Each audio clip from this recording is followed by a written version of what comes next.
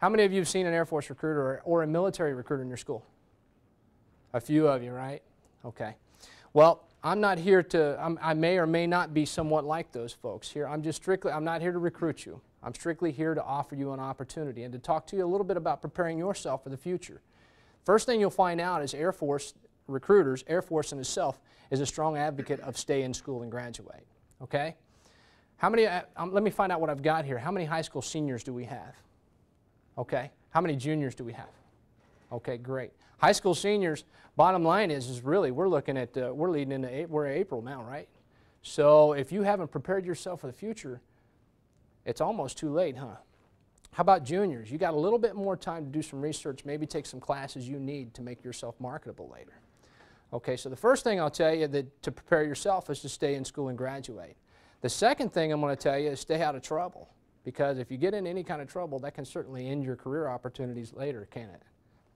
Yeah. The third thing I'll tell you is stay out of familyhood. You don't need that right now. Though I'm a strong advocate of having a family, I have children myself. You definitely want to, wait till a little bit later, because you don't want to try to raise children while you're trying to climb that ladder of success, right? Okay. Next thing that I want to really talk to you about, and I want to kind of hammer home, is do your research, okay? How many of you want to go to college when you graduate high school? Okay. How many of you would like to maybe just stick around and work locally? Okay. Good. Okay. How many of you would like to maybe attend a tech school, like ITT Tech and some kind of specialized training? Nobody there? Okay. The first thing you want to do, if you want to get these people's attention, is you want to make yourself marketable. How many of you know what marketable means? Okay. If you have a product, like this marker right here, and you want to make it marketable, what you want is you want people to buy it, right? Does that sound familiar? When somebody wants to advertise a product, they want somebody to buy a new car, they want to make it marketable. They want people to buy it. You're a product, okay? You want to make yourself marketable, and that's what we were just kind of talking about. Stay in school, graduate, stay out of trouble. You're going to make yourself marketable. If you have the opportunity, take the tougher classes, okay? Apply yourself in school, take the tougher classes. How many of you are on a college prep program at school? Okay, good, good job, well done. Okay, how many, probably all of you will graduate high school with at least geometry and algebra 1, correct? Okay, that's good. How many of you have taken your ACTs or SATs? Okay, did you do well? Did you apply yourself well in school? Those of you shaking your head, yes, well done, okay? That's important to prepare yourself for the future and make yourself marketable. How many of you have heard of the ASVAB, the Armed Services Vocational Aptitude Battery Test? Did you take it in school? Or have you had the opportunity, or will you soon have the opportunity? Okay, let me explain to you what that is. And I'll explain to you one of the other things that you can do to make yourself marketable. The ASVAB is the Armed Services Vocational Aptitude Battery Test. What that is basically it scores you on a score between 1 and 99, okay? And what it does, it tests your ability in different areas: mechanical, administrative, general health and sciences areas. Basically, mathematics are on there. Reading comprehension is on there. Word knowledge is on there. So everything you've done in school up to this point. It's not really a test that you can study for per se. It's something either you know it or you don't. Okay? So if you've applied yourself, then you should be able to do well on this. The entrance score required to go in the United States Air Force is a 36 QT. Okay? Once again, this is not a score like you're used to. It's not a 90 is an A, 90 or above is an A, and 80 or above is a B. It's not that at all. What it is, it's how you would score against 99 folks your age group and education level. So if you haven't applied yourself in high school to this point and you score below a 36, us recruiters will see those scores. You won't garner a phone call from a United States Air Force recruiter. Some of the other services, which I won't go into their qualifications, require a slightly lower score. Okay? So that right there should tell you that the Air Force is a pretty good opportunity for you. Okay? That's the importance of applying yourself in school. I understand it's important to be cool and fit in and do all the cool stuff, but at the same time, don't lose track of your responsibilities while you're in school. The other thing I want to do is talk to you about, I started to mention earlier, about doing your research. How many of you have talked to the two-year college here? None of you have gone to Baptist Community College here and talked to them? Okay, what may happen is sometimes you'll go to the local 2-year college and they'll say, okay, if you start these programs, you get your 2-year college degree, then you can transfer to the University of Illinois. Well, what you find out later on, because you got to understand that those are salespeople, okay? Those college counselors that come to your school, those are salespeople, and they're trying to get you to spend your money in that school. So you go and you get your 2-year college degree and you go to the University of Illinois and you got your 2-year college degree and you set it down on their desk and you say, okay, I'm ready to go. I want to start this program. And they look through your college transcripts and they say, we'll take this class, this class, this class, this class. Oh, but I completed 2 whole years. Well, those don't transfer over. Oh, wow. You know, they didn't tell me that at local 2-year school college. So that's the importance of doing your homework, okay? Like I say, I'm here to talk to you about an opportunity. I'm not going to go in depth about the United States Air Force today. I'm going to give you directions to where my office is so you can find me. You have 3 things that are on your desk. Okay, you got a business card. You need to call me, particularly if you're really interested in hearing more about the Air Force, because I'm a very busy person. You'll find out that we are grossly outnumbered by other recruiters. So give me a call and I'll explain to you why. You have another form that I asked you to fill out that asks a little bit about yourself, your address, your phone number. I'm not going to necessarily call you unless you put a star down on the bottom and put down there what you're interested in. I want to fly airplanes. I want to work on computers. I want to get my college, okay? That way, I know that you want me to call you, and I'm going to talk to you a little bit about how the Air Force can help you get there. As an Air Force recruiter, my goal is to bridge the gap between you and your goals. So fill that page out there for me, and now I'll collect those at the end of the class. Okay, and the last item is some literature that I gave you just to read up a little bit about the Air Force. My goal as an Air Force recruiter, like I said, is to sit you down in the desk across from me, and we're going to decide whether the Air Force is for you or not for you. Okay? If you don't like what I have to say, you can leave. Okay? I'm not going to hold you in. I'm not going to try. I can't enlist you from my office. We've got to send you through the Armed Services Vocational Aptitude Battery Test, and then we also have to give you a physical, which is like an in-depth kind of sports physical. Some of you may have had.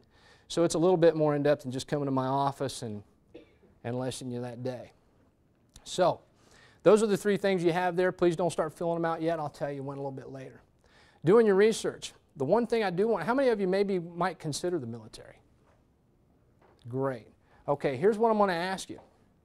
Before you come and see me, go see all the other services. Save me for last, okay?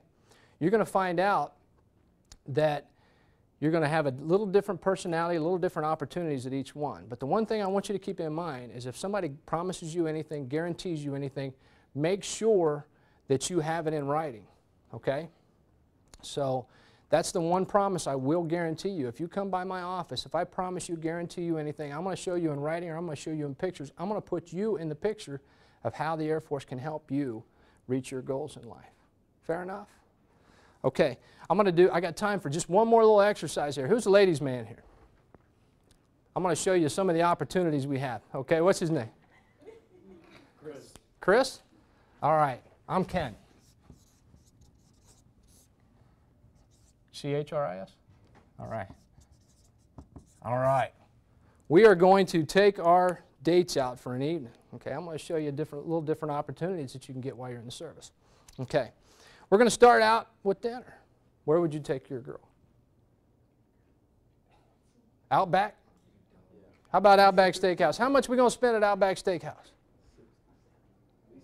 12-ounce steak is about $29.30. Maybe you say $80 without the drink. $80, no drink, just Cokes, iced tea, something like that. $80 with tip and everything. Okay. Whew. He's not a cheap date, is he? All right. I tell you what, on an Air Force installation, we have what we call an enlisted club and an officers club as well. But on these enlisted club, we have very nice restaurants where you can go and get a steak, probably 2-for-1 prime rib. You're looking at about $21.95. And you're going to get 2-for-1 prime rib. You're going to get a dessert. You're going to get a glass of wine with it. So you're about, we'll just say $25, all said and done. Not bad, huh? From there, we're going to go see a movie. Now, you guys know as well as I do, just to get you in the door, you're looking at $20. All right, you get some popcorn, you better get ready to give up late. How much are we going to spend at the movie theater? Popcorn? 40? Okay. On an Air Force installation, we have movie theaters. And right after, they're not as current as the ones you're going to find out there, but right after the first run, just a couple weeks after, as soon as you're ready to really hit it, they come out on base. And we're going to pay roughly about $2 to $3 a piece. Okay, so we'll round it around. We'll just say $10 to get in the door. Cokes are reasonable. Going to get Cokes, popcorn. You're going to get a couple Cokes. We're out. And we'll just say we went all out. We're out half of that. We're out $20. We got big things of popcorn. We got Cokes. We got us in the door. So we're catching a movie. Okay. Now we've rested a little bit. We're ready to go out and dance a little bit. We're going to assume for a second that everybody here is 21. Okay. So you go out and you want to go to a very nice club, someplace where the smoke's not going to annihilate you and you're not having to walk around a pool table to get into it because you want to dance a little bit. You guys probably are well aware that you have to pay, even though you shouldn't be, well aware that you have to pay a fee to get into these places, don't you? How much are you going to pay per person to get into some of these places? Wow, I'm really out of touch. Really? $20, $25? I thought it was like 10. Okay, so you got in the door and you're going to go up and have a drink. You guys shouldn't know, but how much would you pay for alcohol, a beverage in this kind of place? $350. $350. Okay, so $7 plus tip, $10. So we're out $40 just to get in the door, have one drink, and scoot around the floor. Right? We'll round it up. We'll just say $50. Okay.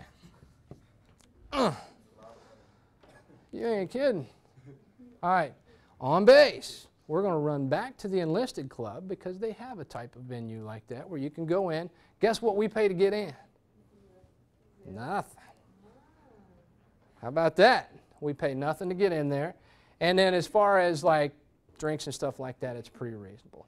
So you're looking at both of you walk up, you walk away with about $5 out of your pocket, $5, $6 out of your pocket. So we stay for a couple, dance a little bit, make sure that we're responsible and stay long enough, and we drink a Coke and everything. So we're out $15. Who's my mathematician here? What you got there? 170?